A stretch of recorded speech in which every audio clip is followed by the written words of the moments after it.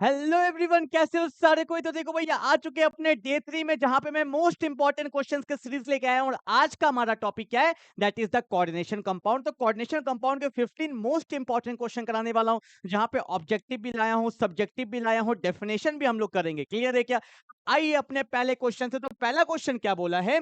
The formula of the complex डाइक्लोरिडो base ethane 1 diamine platinum 4 nitrate is. इसका मुझे क्या करना है? आपको फॉर्मूला बताना है। तो कैसे बताएंगे? ध्यान से देखो क्या क्या लिखा हुआ है। डाइक्लोरिडो, क्लोरिडो किसको बोलते हैं? सीएल को। तो दो है ना, तो मैंने लिख दिया Cl2, लिख दिया डाइक्लोरिडो। ठीक है। तो यहाँ पे बोला है बिस। बिस क्या है पता होगा आपको? जैसे कि बाइडेंटेड लिगेंड जो जो होता है, जैसे कि आपको पता होगा En मेरा क्या है? एक बाइडेंटेड लिगेंड है। इसको बोलते हैं इथेन 1 डायमाइन। तो बाइडेंटेड लिगेंड के लिए हम लोग यूज करते हैं बिस ट्रिस टेट्रा किस। जैसे कि अगर मैंने लिखा है En2, तो यहाँ पे डाई नहीं लिखेंगे, यहाँ पे लिखेंगे बिस। अगर मैं लिखता हूं En3, तो यहाँ पे ट्राई नहीं लिखेंगे, यहाँ पे लिखेंगे ट्रिस। क्लियर है क्या? तो बाइडेंटेड के लिए हम लोग बिस और ट्रिस का यूज करते हैं। ठीक है। तो बिस का मतलब हुआ दो, इथेन 1 डायमाइन, इसका शॉर्ट फॉर्म जो होता है वो En होता है, तो मैंने लिख दिया En2, लिख दिया। अब साथ में कौन दिया है? Platinum, metal. जैसे मेटल आया तो मेटल को हम लोग आगे लिखते हैं और डब्बा क्लोज कर देते हैं। जैसे मेटल आया डब्बा हो गया क्लोज। क्लियर है क्या? ओके। अब बाहर में कौन दिया है? नाइट्रेट। नाइट्रेट क्या होता है? NO3 को हम लोग बोलते हैं नाइट्रेट। ठीक है। और NO2 को बोलते हैं नाइट्राइट। क्लियर है? ये सब बात ध्यान रखना। और NO2 और NO3 दोनों पे चार्ज क्या होता है? -1। क्या ये मेरा राइट आंसर है? नहीं। ऐसे लिख दोगे तो ये मेरा राइट आंसर नहीं है। देखो यहाँ पे क्या छूट गया है। आपको पता होगा En का ऑक्सीडेशन स्टेट क्या होता है? 0। Cl का क्या होता है? -1। तो 2 है तो क्या होगा? -2। और क्वेश्चन में दिया हुआ है कि प्लैटिनम किस में है? 4 में। 4 मतलब हो गया +4। ठीक है। अब काउंट करो, +4 -2 0, तो ओवरऑल क्या हो गया? +2। मतलब कॉम्प्लेक्स पे ओवरऑल चार्ज क्या है? +2। और अगर यहाँ पे +2 है, डब्बा के ऊपर +2 है, तो डब्बा के बाहर भी क्या होना चाहिए? -2। पर हमें पता है NO3 पे चार्ज तो -1 होता है। इसका मतलब यहाँ पे NO3 कितना है? 2 है। क्यों? क्योंकि एक में -1, तो 2 पे क्या हो गया? -2। तो ऑक्सीडेशन स्टेट के साथ जाएंगे, चार्ज को भी बैलेंस करना पड़ता है। तो हमारा फाइनल आंसर क्या हो गया? PtCl2। यहाँ पे हो गया En2। बाहर में नाइट्रेट है, पर नाइट्रेट कितना है? 2। And that's my final answer. Check करो कहां दिया। अगर आप चेक करोगे तो ऑप्शन नंबर बी है, PtCl2 En2, और बाहर कौन है? NO3 whole twice. क्लियर है क्या? सिंपल। क्योंकि आपको मैंने बताया था रूल में कि डब्बा के बाहर जो होता है वो कितना है, वो लिखने का जरूरत नहीं होता है, क्योंकि हम लोग ऑक्सीडेशन स्टेट से ही पहचान लेते हैं कि बाहर आयंस कितने हैं। क्लियर है क्या? चलो, आई होप। देखो सीबीएसई 2023 में ये क्वेश्चन आया हुआ है। मैं बार बार बोलता हूँ, बोर्ड चाहे कोई सा भी हो, क्वेश्चन इंपॉर्टेंट होता है, वहां से आपको सीखने को बहुत कुछ मिलता है। क्लियर है क्या? तो जल्दी से उतारेंगे क्वेश्चन नंबर 1। तो मूव करते हैं क्वेश्चन नंबर 2 पे। क्या बोला है? अभी देखो, मैंने कराया एक ऑब्जेक्टिव कराया, अब उस ऑब्जेक्टिव से सब्जेक्टिव वाला क्वेश्चन करेंगे। देखो ये भी कब आया हुआ है? सीबीएसई 2023 में आया हुआ है। ध्यान से देखो क्या बोला है। Cobalt, CO। देखो डाउट आता है, एक होता है CO, इसको बोलते हैं कोबाल्ट। ठीक है भाई। और एक होता है C कैपिटल हो, O भी कैपिटल हो, इसको बोलते हैं कार्बोनिल। क्या बोलते हैं? कार्बोनिल बोलते हैं, या इसको बोलते हैं कार्बन मोनोऑक्साइड। ठीक है, ये बात ध्यान रखना दोनों चीज। ठीक है। अब देखो, अब मुझे इस कॉम्प्लेक्स का नाम लिखना है। कैसे लिखेंगे? आपको पता होगा NH3 को क्या बोला जाता है?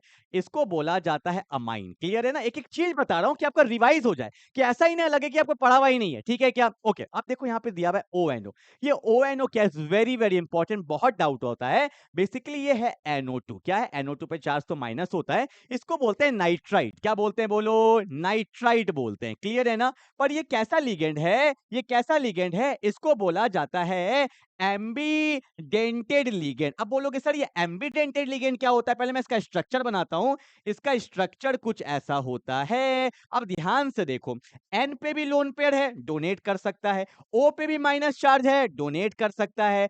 बट ये एक ऐसा लिगेंड है जिसमें दो डोनर साइड तो होता है, पर एक बार में एक ही डोनेट करेगा। तो ऐसे लिगेंड को हम लोग बोलते हैं एम्बीडेंटेड लिगेंड। फिर से बोल रहा हूं, दो डोनर साइड तो है, तो एक बार में दोनों जगह से डोनेट नहीं कर सकता, एक बार में एक ही जगह से डोनेट करता है। इसीलिए जब हम लोग लिखते हैं NO2, तो इसका मतलब ये N से डोनेट कर रहा है। अगर इसी को आप लिख दोगे ONO, तो ये O से डोनेट कर रहा है। ये मतलब होता है इसका। क्लियर है क्या?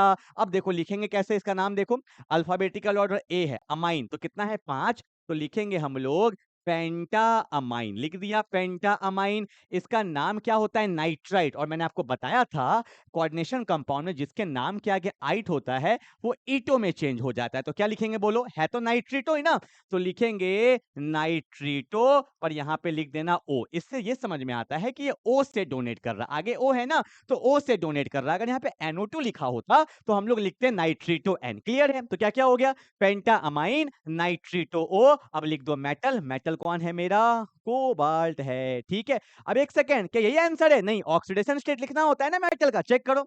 NO2 पे क्या है? -1। अमाइन पे चार्ज क्या होता है? 0। कोबाल्ट का नहीं पता तो क्या लिखेंगे? X। तो क्या मैं लिख सकता हूं X प्लस 0, यहाँ पे क्या है? -1। सबका सम किसके बराबर होना चाहिए? +2 के। तो -1 वहां जाएगा तो X पे क्या आ गया? +3। मतलब कोबाल्ट का ऑक्सीडेशन स्टेट क्या है? +3। And that's my final answer. ऐसे क्वेश्चन को किया जाता है। क्लियर है क्या? समझ में आ रहा है क्या? जल्दी से दूसरा ट्राई करना। हेलो, हाँ दूसरा ट्राई करना। चलो भाई, ट्राई कर लिया क्या? खुद से करो भाई, आराम से करोगे खुद से करो। क्या होगा देखो, अब दिया है K2NiCl4। आपको पता है पोटेशियम पे क्या होता है? +1। तो 2 है तो यहाँ पे +2 होगा, और यहाँ पे +2 है तो यहाँ पे क्या होता है? -2। ठीक है, अब निकल पे चार्ज क्या, सॉरी क्लोरीन पे चार्ज क्या होता है? -1। तो 4 है तो क्या होगा? -4। निकल का मुझे नहीं पता तो ये मेटल का निकालना होता है तो X मान लेते हैं। तो क्या मैं बोलूं X -4, इस डब्बा पे कितना चार्ज है? -2। तो ये उधर जाएगा तो +4 -2, तो x का वैल्यू आ गया +2। मतलब यहाँ पे निकल का ऑक्सीडेशन स्टेट क्या है? +2। बाकी मैं मिटा दूं क्या, क्योंकि स्पेस नहीं है मेरे पास। ठीक है, मिटा देता हूं, बाकी तो आपने लिख ही लिया होगा। चलो भाई, ठीक है, चलो आगे बढ़े क्या क्वेश्चन की तरफ। अब देखो इसका क्या करना है, हमें नेम लिखना है ना, तो पहले कौन लिखते हैं? डब्बा के बाहर वाला कौन है? पोटेशियम। तो पोटेशियम लिख दिए। अब क्या लिखोगे? डाई पोटेशियम लिखोगे? नहीं, मैंने आपको बार बार बोला है कि डब्बा के बाहर जो होता है वो सिर्फ नाम लिखा जाता है, कितना है उससे हमें कोई मतलब नहीं। ठीक है, अब डब्बा के अंदर आ रहे हैं, थोड़ा सा गैप देंगे क्योंकि आपको पता है डब्बा और डब्बा के बाहर जो होता है तो थोड़ा सा गैप देते हैं। अब देखो यहाँ पे लिगेंड कौन है? क्लोराइड है। कितना है? 4। तो बोलेंगे टेट्रा क्लोरिडो। आपको पता होगा ईडो हो जाता है क्लोराइड का, आइड का ईडो, आइड का ईटो, एट का एटो। ठीक है, तो यहाँ पे क्या हो गया? Potassium tetra chlorido. और यहाँ पे क्या होगा? निकल। क्या होगा? निकल। अगर आप निकल लिख दोगे तो ये गलत हो जाएगा। बोलोगे क्यों सर, अभी तो आपने कोबाल्ट लिखा था।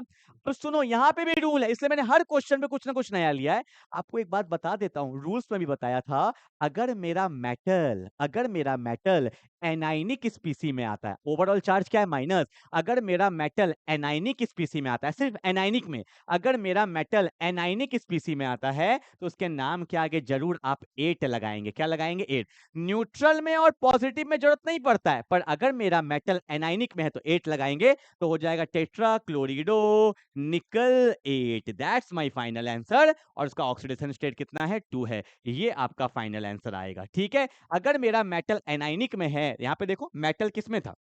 ओवरऑल चार्ज क्या है? प्लस है तो कैटाइनिक है, तो कैटाइनिक में चेंज करने का जरूरत नहीं होता, एनाइनिक में सिर्फ होता है। ठीक है, चलो भाई आगे बढ़े। कितना क्वेश्चन हो गया? 2 ही हुआ है भाई, जल्दी जल्दी करो। ओके, आगे बढ़ते। फिर से मैंने आयुपेक ले लिया। इतना आयुपेक कर लो कि आपका बेस स्ट्रांग हो जाए। 2024 में आया हुआ है, देखो हर साल 2 क्वेश्चन आता ही आता है, तो 2 नंबर का बात है, इसलिए मैंने अच्छे से करवा रहा हूं। ठीक है, क्या बोला है? Give the formula of the following compound. बोला है पोटेशियम, लिख दो पोटेशियम। यहाँ पे लिख दिया ना, पोटेशियम लिख दिया, कोई दिक्कत तो नहीं है। ओके, अब बोला है टेट्रा हाइड्रोक्सीडो। हाइड्रोक्सीडो किसको बोला जाता है? OH को। तो ऑब्वियस सी बात है, यहाँ मेरा OH है, यहाँ पे कितना है? 4 है। जिंकेट, जिंक देखो 8 लगा है ना, जरूरी एनाइनिक में है।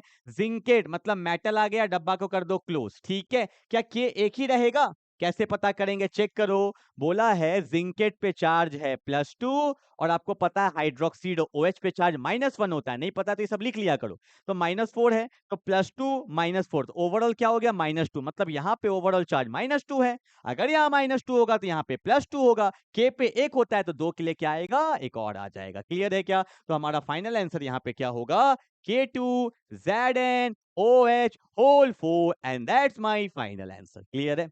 5 क्वेश्चन हो गया भाई। ठीक है, अगला देखो। बोला hexa amine. Hexa amine, amine मतलब NH3, तो लिख दिया हेक्सा अमाइन प्लैटिनम। प्लैटिनम एक मेटल है, जैसे ही दिख जाए ना ऑक्सीडेशन स्टेट मेटल है, मतलब वो आगे आ जाएगा। डब्बा क्लोज हो गया। अब क्लोराइड है Cl। क्या यही मेरा फाइनल आंसर है? नहीं, चेक करेंगे। अमाइन पे 0 चार्ज होता है, न्यूट्रल लिगेंड है। और प्लैटिनम में कितना दिया है? +4, तो +4 0, ओवरऑल +4 हो गया। यहाँ +4 तो यहाँ पे -4 होगा। एक Cl पे -1 होता है तो 4 पे क्या होगा? -4। तो हमारा फाइनल आंसर क्या हो जाएगा? PT NS3 6 और यहाँ पे हो जाएगा Cl4 and that's my final answer. Clear है क्या? तो इस तरह का क्वेश्चन को करते चलेंगे फटाफट से। 3 क्वेश्चन करा दिया, अब आपको आयुपैक में दिक्कत नहीं आएगा। चलो मूव करते अगले क्वेश्चन की तरफ। अब यहाँ से नया क्वेश्चन आया क्या? बोला है the magnetic moment of NiCl4-2। सुनना, अब देखो भैया क्वेश्चन करेंगे अच्छे से, ठीक है? इसको आप ऑब्जेक्टिव मत समझिए, अब इसको सब्जेक्टिव ही समझ लिए। क्वेश्चन कैसे भी आ सकता था, क्लियर है ना? तो पहले तो अपने को पता होना चाहिए कि मैग्नेटिक मोमेंट का फॉर्मूला क्या होता है। यहाँ पे स्पिन ओनली मैग्नेटिक मोमेंट भी लिखा हो सकता था। तो मैग्नेटिक मोमेंट का जो मेरा फॉर्मूला होता है वो होता है अंडर रूट ऑफ n+2। क्या होता है? n+2। और यहाँ पे n क्या है मेरा? n है नंबर ऑफ अनपेयर्ड इलेक्ट्रॉन। क्या है? Number of unpaired electron. Clear है क्या? चलो आगे देखें। अब बोला इसमें पहले तो अनपेयर्ड इलेक्ट्रॉन निकालेंगे तभी तो हमारा काम पड़ेगा। देखो कैसे निकालते हैं। निकल पे चार्ज क्या होता है, सॉरी क्लोरीन पे चार्ज क्या होता है? -1। तो 4 है तो -4। निकल का नहीं पता तो x ले लेंगे, तो x -4 इक्वल टू -2 है, तो x का वैल्यू आ जाता है +2। ठीक है, मतलब निकल पे चार्ज क्या है? +2 है। आओ ध्यान से देखो, तो मैंने यहाँ पे लिखा निकल पे +2। अब इसका इलेक्ट्रॉनिक कॉन्फ़िगरेशन लिखना होगा, वो तो आपको आता नहीं होगा। ठीक है, मैं यहाँ पे भी जुगाड़ बता देता हूँ। पर मैंने एक वीडियो अपलोड किया हुआ है इलेक्ट्रॉनिक कॉन्फ़िगरेशन का। मैं आपको बार-बार बोलता हूँ यार, इनऑर्गेनिक केमिस्ट्री में 2 चैप्टर हमें पढ़ना है, coordination compound and DNF block. DNF block में तो हर जगह पे इलेक्ट्रॉनिक कॉन्फ़िगरेशन का यूज़ आएगा। इस चैप्टर में भी बहुत ज़्यादा यूज़ है, इसलिए आप उसको अच्छे से कर लेना, ठीक है? तो निकल, निकल का एटॉमिक नंबर क्या होता है? फेकोनी 28 होता है। तो कैसे लिखते हैं? आर्गन 18 ये तो सब में कॉमन रहेगा, 4s2 सब में कॉमन रहेगा, 3d सब में कॉमन रहेगा, ठीक है? चाहे कोई भी हो, स्कैंडियम, टाइटेनियम, वैनेडियम, वैसे क्रोमियम एक्सेप्शन है, मैग्नीज हो गया, आयरन, सब में ये कॉमन रहता है। काउंट करो 18 2 20, ये तो सब में कॉमन रहे। यहाँ पे 8 बचा ना, तो यहाँ पे 3d8 लिख दो। अगर मैं आयरन लिखता, मैं एक एग्जांपल लेता हूँ, आयरन है ना, आयरन 26 होता है, तो इसका क्या हो जाता? आर्गन 18 4s2 3d, ये तो कॉमन रहता, तो 18 2 20, यहाँ 6 आ जाता 26। ठीक है, आप ऐसे कर सकते हो, ठीक है, ध्यान देंगे।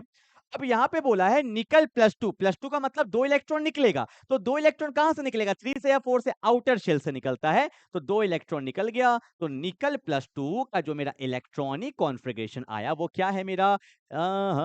आर्गन 18 3d8, यही आया ना? क्लियर है? अब देखो यहाँ पे अभी आप काउंट नहीं कर सकते, क्यों? क्योंकि आने वाला कौन है? लिगेंड। अगर आपने थोड़ा सा भी चैप्टर को पढ़ा होगा तो मैंने यहाँ पे बताया था कि ये तो मेटल होता है और ये लिगेंड होता है। लिगेंड भी 2 टाइप का होता है, एक होता है स्ट्रॉन्ग और एक होता है वीक। स्ट्रॉन्ग कौन-कौन है? जैसे अमाइन स्ट्रॉन्ग हो गया आपका, साइनाइड स्ट्रॉन्ग हो गया आपका, ठीक है? वाटर वीक है, फ्लोरीन, क्लोरीन, ब्रोमीन, आयोडीन ये वीक है। और जो वीक लिगेंड होता है वो इलेक्ट्रॉन को पेयर नहीं कर सकता, और जो स्ट्रॉन्ग होता है वो इलेक्ट्रॉन को पेयर कर सकता है। पर आपको पता है Cl क्या है? वीक। ये सब लिख लिया करना। Cl क्या है? वीक, तो ये इलेक्ट्रॉन को पेयर नहीं कर पाएगा। तो पहले लिखो ना, इसको लिखेंगे कैसे? आपको पता होगा डी में कितना रूम होता है? 5 रूम होता है। तो ये मेरा 3d था।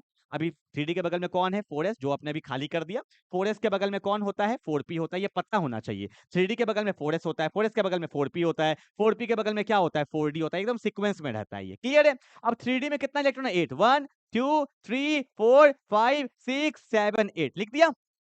अब आने वाला कौन है? Cl। Cl वीक है या स्ट्रॉन्ग? वीक है, तो पेयरिंग नहीं होगा। पेयरिंग नहीं हुआ इलेक्ट्रॉन, तो कितना अनपेयर्ड? 2 अनपेयर्ड। अगर स्ट्रॉन्ग होता तो पेयर्ड हो जाता, इसमें कोई अनपेयर्ड इलेक्ट्रॉन नहीं बचता, तो मैग्नेटिक मोमेंट क्या हो जाता? 0। क्या हो जाता? 0। ठीक है, पर यहाँ पे कितना अनपेयर्ड? 2। वैल्यू पुट करो, अंडर रूट ऑफ 2, 2 + 2, 2 2 जा 4, 4 2 जा 8, अंडर रूट ऑफ 8 यूनिट होता है बीएम। अब बोलो सर कैसे सॉल्व करेंगे? एग्जाम में यहाँ पे भी छोड़ दोगे तो कोई दिक्कत नहीं है, हल्का अप्रोक्सीमेशन लेते हैं। 9 का कितना होता है? 3, तो 8 का 3 से थोड़ा कम, कहाँ दिया? 3 से थोड़ा कम, 2.82 बीएम, ऐसे कर सकते हैं, ठीक है? वैसे यहाँ भी छोड़ दोगे पर एमसीक्यू तो लॉजिकली कर सकते हैं। 9 का 3 होता है, थोड़ा सा कम होगा, 2.82 आ जाएगा, क्लियर है?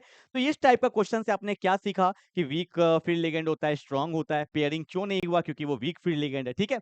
चलो भाई आगे बढ़ते, क्वेश्चन नंबर 5।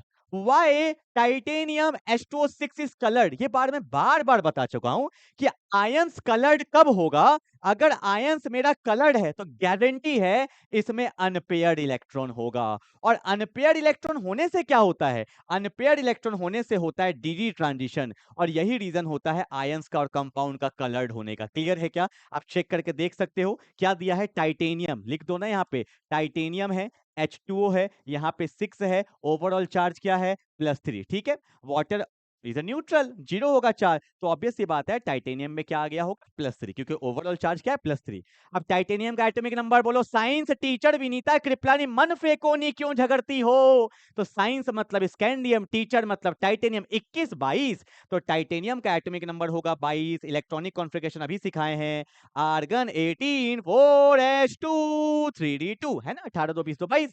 और 3 इलेक्ट्रॉन निकालना है क्योंकि टाइटेनियम में 3 है, तो 2 तो आउटर शेल से निकलेगा, 1 निकल गया इससे। तो टाइटेनियम +3 पे जो आ जाएगा वो आएगा आर्गन 18, और यहाँ पे क्या है 3d1। और आपको साफ साफ दिख रहा है कि डी में तो होता है 5 रूम, बोलो ना हाँ या ना, एक ही है। तो ऑब्वियस सी बात है ये अनपेयर्ड है। तो नीचे क्या लिखोगे, इन टी, स्लो कर दो वीडियो को, इन TiH2O6 it has one unpaired electron, it has one unpaired electron, therefore it has dd transition, therefore it has dd transition and the compound is colored, and the compound is colored। Clear है, पहले ऐसे दिखाना जरूर, अगर नहीं दिखाओगे तो फिर नंबर कट जाएगा। ठीक है, अगला क्वेश्चन क्या बोला, write the IUPAC name of the given complex. 50 बार सिखा चुका हूं, बट फिर से एक नया क्वेश्चन लिया। मैं वो क्वेश्चन रिपीट ही नहीं करूंगा जहां पे आपको सेम चीज देखने को मिलेगा, इसमें भी कुछ नया बताऊंगा। ध्यान देना क्या दिया है। बोला है कि K3 है, यहाँ पे कौन है Cr, यहाँ पे कौन है C2O4, और यहाँ पे क्या है 3। आपको पता है C2O4 क्या है, इसको ऑक्सलेट बोलते हैं, शॉर्ट फॉर्म में OX लिखते हैं, और इसका ऑक्सीडेशन स्टेट क्या होता है -2। ठीक है, अब नेम कैसे लिखेंगे, देखो पोटेशियम है तो पहले लिखो पोटेशियम, आपको पता है कितना है, उससे लिखने से कोई मतलब नहीं है, पोटेशियम लिख दिया, कोई दिक्कत तो नहीं है, पोटेशियम लिख दिया। हाँ जी भाई, हाँ जी सही जा रहा है बिल्कुल, हाँ पोटेशियम लिख दिया। ओके, अब देखो कॉम्प्लेक्स के अंदर पहले हम लोग लिगेंड का नाम लिखते हैं, ये ऑक्सलेट होता है, कितना है, कुछ क्वेश्चन मैंने गलत उतारा है क्या, हाँ यहाँ पे बाहर नहीं है 3, वो तो मुझे दिख ही गया था।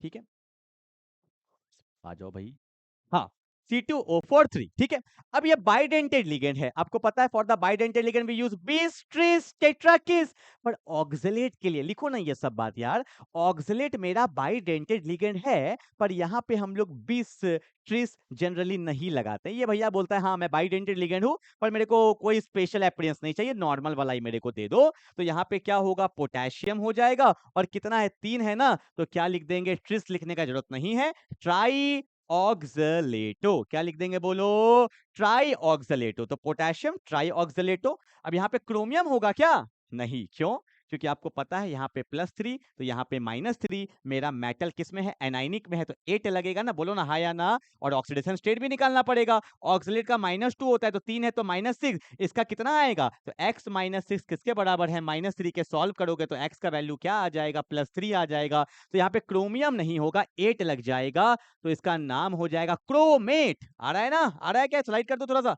Chromate chromate. और इसका ऑक्सीडेशन स्टेट कितना आएगा, 3 आएगा। ये रहा इसका मेरा फाइनल आंसर। ठीक है, तो ध्यान रखना, मेटल अगर एनाइनिक में है, मेटल मेरा एनाइनिक में है, तो उसके नाम के आगे 8 आपको लगाना पड़ेगा। तो हो गया पोटेशियम ट्राई ऑक्सलेटो क्रोमेट 3। ऑक्सलेटो के बारे में मैंने कुछ बताया है कि इसको स्पेशल अपीयरेंस नहीं चाहिए, जैसा है वैसा ही रहेगा। ठीक है, चलो आगे बढ़ते हैं फटाफट से।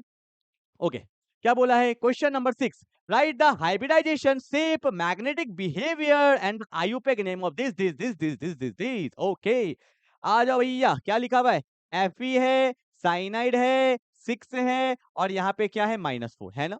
ध्यान दो, साइनाइड पे क्या होता है, -1 होता है, और ये स्ट्रॉन्ग फील्ड लिगेंड है, बता देता हूँ। ठीक है, बोला भी था। तो 6 है तो -6, इसको ले लेंगे x, x -6 किसके बराबर आ गया, -4 के, तो x का वैल्यू कितना आ गया, +2। सबसे पहला काम तो होता है ऑक्सीडेशन स्टेट निकालो। ठीक है, क्या क्या निकालना है, पहले तो हाइब्रिडाइजेशन कैसे निकालेंगे, देखो तो आयरन है, आयरन किस में है, +2 पे, आयरन का एटॉमिक नंबर होता है 26, तो लिखेंगे आर्गन 18 4s2 3d6, लिख दिया इतना, आर्गन 18 4s2 3d6। 2 इलेक्ट्रॉन निकल जाएगा, तो 2 इलेक्ट्रॉन निकल गया, तो आर्गन 18 3d6 है। तो 3d में कितना हो जाएगा बोलो, 1 2 3 4 5 और 1 6। 3d के बगल में कौन होता है, 4s होता है, 4s के बगल में कौन होता है, 4p होता है, 4p के बगल में कौन होता है, 4d। नीड नहीं होता है पर दिखा देते हैं। ठीक है, अब लिखना पड़ेगा, क्या आ रहा कौन है, साइनाइड, तो लिखेंगे साइनाइड पे -1 होता है, cyanide minus is a strong field ligand, आप पूरा लिख लेना। ठीक है, cyanide minus is a strong field ligand, so the electrons get paired, so the electrons get paired. Electron यहाँ पे पेयर्ड होना स्टार्ट हो जाएगा, ये भाई साहब इसके पास आ जाएंगे, ये भाई साहब इसके पास आ जाएंगे। तो देखो क्या हुआ, देखते नहीं हो तुम लोग, 3D है, बोलो हाँ या ना। अब 3D में कितना इलेक्ट्रॉन है, ये पेयर्ड हो गया, ये इसमें पेयर्ड हो गया, ये इसमें पेयर्ड हो गया, 2 रूम खाली है। यहाँ पे कौन बचा 4s, यहाँ पे कौन बचा 4p, यहाँ पे कौन बचा 4d। ठीक है भाई, अब ध्यान दो, अब आ रहा कौन है साइनाइड। कितना साइनाइड है 6। तो देखो कहाँ रुकेगा, एक साइनाइड यहाँ रुक गया, ऐसे दिखाएंगे, एक साइनाइड यहाँ, 2 डॉट दिखाते हैं क्योंकि इलेक्ट्रॉन पेयर दिखाना होता है, 3 4 5 6। ठीक है रुक गया। अब बताओ पहला क्वेश्चन हाइब्रिडाइजेशन, अब रुकना नहीं है। हाइब्रिडाइजेशन कहाँ होता है, कहाँ कहाँ पे रुका है, सीक्वेंस में लिखेंगे। तो डी का हमने 2 रूम लिया है, 3D मत लिखना, सिर्फ डी। डी का 2 रूम, एस का 1 रूम, एस और पी का 3 रूम। तो इसका हाइब्रिडाइजेशन क्या हो गया, D2sp3। काम खत्म, यही तो करना होता है। डी का 2 रूम लिया, एस का 1, पी का 3, तो D2sp3। ठीक है, अगला क्या बोला है, अगला क्या बोला है, शेप। याद रखना जो भी ऑक्टाहेड्रल होता है, मतलब जिसके पास कोऑर्डिनेशन नंबर 6 है, कितने हैं 6, 2 3 है ना, 2 रूम इसका, 1 रूम इसका, 3 6, जिसका कोऑर्डिनेशन नंबर 6 होता है वो हमेशा कैसा शेप होता है, ऑक्टाहेड्रल। कैसा होता है, ऑक्टाहेड्रल। अगर मेरा ये भी आता ना sp3d2 भी आता, तो यहाँ भी 3 और 1 4 2 6, ये भी ऑक्टाहेड्रल होता है। ठीक है चलो, पर ये दोनों अलग अलग है, सेम मत लिख देना। ठीक है, अगला बोला है मैग्नेटिक बिहेवियर। मैग्नेटिक बिहेवियर का मतलब सब इलेक्ट्रॉन्स अगर पेयर्ड हैं तो इसको बोलते हैं डायामैग्नेटिक। क्या, सब इलेक्ट्रॉन्स पेयर्ड हैं तो ये मेरा कैसा स्पीसी कहलाएगा, डायामैग्नेटिक कहलाएगा। ठीक है, अगर एक भी अनपेयर्ड होता तो वो पैरामैग्नेटिक कहलाता। ठीक है, डाय मतलब 2 होता है, तो क्या हो गया मेरा डायामैग्नेटिक। क्लियर है क्या, चल क्वेश्चन नंबर 7 फटाफट से करेंगे, 7 नंबर में आ चुके हैं भाई। हाँ जी भाई, कर रहे हो ना सारे, हाँ ठीक है चलो, उससे ट्राई करो ना एक बार। क्या बोला है, the sum of the coordination number and the oxidation number of the metal M in the complex. एक मेटल दिया हुआ है, एक मेटल दिया हुआ है एम। एक सेकेंड यार, कॉल आ रहा है, एक सेकेंड। हेलो, हेलो, हाँ हाँ है सब क्लास टाइम पे ना, आइए ना। ओके, हाँ जी, क्या दिया हुआ है, the sum of the coordination number and the oxidation number of the metal. देखो m है, En2 है, यहाँ पे C2O4 है। ठीक है, ऑक्सलेट बोलते हैं इसको। ठीक है, और यहाँ पे कौन है, Cl है। तो अपने को बोला गया coordination number and the oxidation number of the metal. Coordination number पता है क्या होता है, एक मेटल के आसपास कितने लिगेंड लगे हुए हैं डायरेक्टली, उसको बोला जाता है कोऑर्डिनेशन नंबर। ठीक है, और एक बात, ये मेरा En क्या है, बाइडेंटेड लिगेंड। बाइडेंटेड लिगेंड ना 2 जगह से डोनेट करता है, तो इसका 2 काउंट करते हैं। En भी क्या है, 2 जगह से डोनेट करेगा तो 2 काउंट करें। ऑक्सलेट शॉर्ट फॉर्म में OX लिख देते हैं, तो इसका कोऑर्डिनेशन नंबर कितना हो गया, 1 2 3 4 5 6, तो इसका कोऑर्डिनेशन नंबर लिखेंगे 6। ठीक है, एक का 2 क्यों काउंट किया, पता चला ना, ये बाइडेंटेड लिगेंड है। ठीक है, ओके 6 हो गया। अब आता है ऑक्सीडेशन नंबर, कैलकुलेट कर लो। Cl पे -1 है तो यहाँ पे क्या होगा, +1। ऑक्सलेट पे तो होता है -2, En पे 0 होता है, मेटल का नहीं पता तो x लिख देंगे। x -2 किसके बराबर आएगा, +1 के बराबर आएगा। ठीक है, तो x का वैल्यू कितना हो गया, +3 आ जाएगा। तो 6 + 3 कितना हो गया, 9, and that's my final answer, D. हो गया, कुछ करना ही नहीं था इसमें। ठीक है चलो आगे बढ़ते हैं, क्वेश्चन नंबर 8 में ethylene diamine tetra acid EDT है। वेरी गुड क्वेश्चन, ये क्वेश्चन नीट में भी आया हुआ है, जेई में भी आया हुआ है, वेरी इंपॉर्टेंट। ईडीटी है, ठीक है, EDTA। वैसे इसका ऑक्सीडेशन स्टेट -4 होता है, मैं फटाफट से इसका स्ट्रक्चर बनाता हूं। देखो इसका स्ट्रक्चर होता है क्या, CH2 CH2, इथाइलिन मतलब 2 कार्बन, टेट्रा डाइअमाइन है ना, इथाइलिन डाइअमाइन, डाइअमाइन मतलब 2 नाइट्रोजन ग्रुप आ जाएगा, और इसका 2 स्पेस खाली हो जाता है। और एसिटेट किसको बोलते हैं, एसिटेट बोलते हैं CH2 C double bond O, इसको एसिटेट बोला जाता है। टेट्रा एसिटेट है तो यहाँ भी होगा CH2 C double bond O। समझ रहे हो तुम, छोटा सा स्पेस है, मैं मैनेज कर रहा हूँ।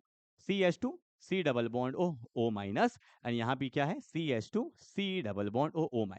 ये इसका स्ट्रक्चर है क्या, इथाइलिन डायमाइन टेट्रा एसिटेट। ठीक है, बहुत इंपॉर्टेंट इसका स्ट्रक्चर, बिल्कुल अब दिमाग में रखिएगा। ठीक है, ठीक है, इथाइलिन मतलब 2 कार्बन, डायमाइन टेट्रा एसिटेट। बोला है कि वैसे ये हेक्साडेंटेड होता है। हेक्साडेंटेड मतलब इसे 6 डोनर साइड है। कैसे, मान लो एक मेटल है, नाइट्रोजन है तो लोन पेयर होगा, यहाँ भी लोन पेयर होगा, यहाँ पे भी, ये यहाँ से भी डोनेट कर सकता है, यहाँ से भी डोनेट कर सकता है, तो 2 तो हो गया N। ठीक है, O पे माइनस, O पे माइनस, O पे माइनस, O पे माइनस, ये हेक्साडेंटेड होता है। तो इसमें होते हैं 2 नाइट्रोजन डोनर साइड और 4 होते हैं ऑक्सीजन डोनर साइड, दिमाग में रखिएगा। तो आंसर हो जाएगा hexadentate ligand with 4 O and 2 N donor atom, ethylene diamine tetra acid is very important example. ठीक है, चलो आगे बढ़ते हैं, question number 9, draw the geometrical and optical isomer of COCl2 En2 is very important, ध्यान देंगे कैसे बनाता हूं मैं।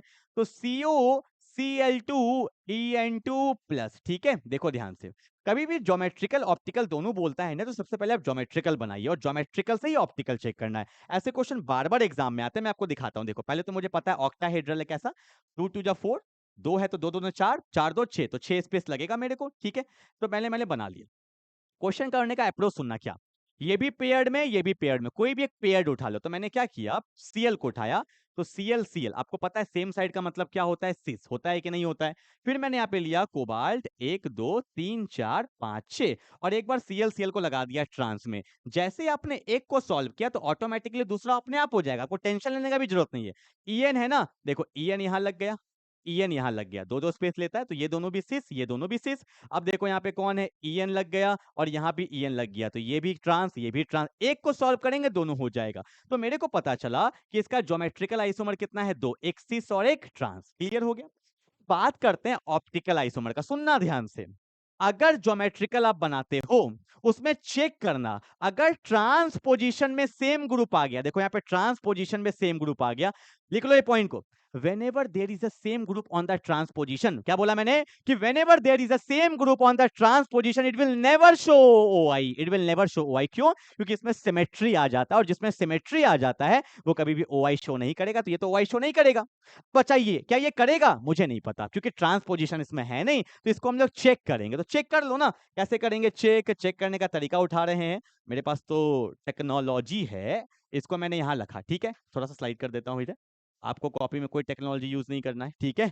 अब यहाँ पे लगा दो मिरर, ठीक है, और इसका बनाओ मिरर इमेज। कैसे बनेगा मिरर इमेज, 1 2 3 4 5 6, ठीक है। देखो En के बगल में यहाँ पे En आ गया, इसका मिरर यहाँ पे आ गया, यहाँ पे Cl और यहाँ भी क्या है Cl, ठीक है, बना लिया। अब चेक कैसे करेंगे, इसको उठा के इसके ऊपर रखना, क्या ये इंपोज कर रहा है, पूरा इंपोज कर रहा है क्या, नहीं। क्यों?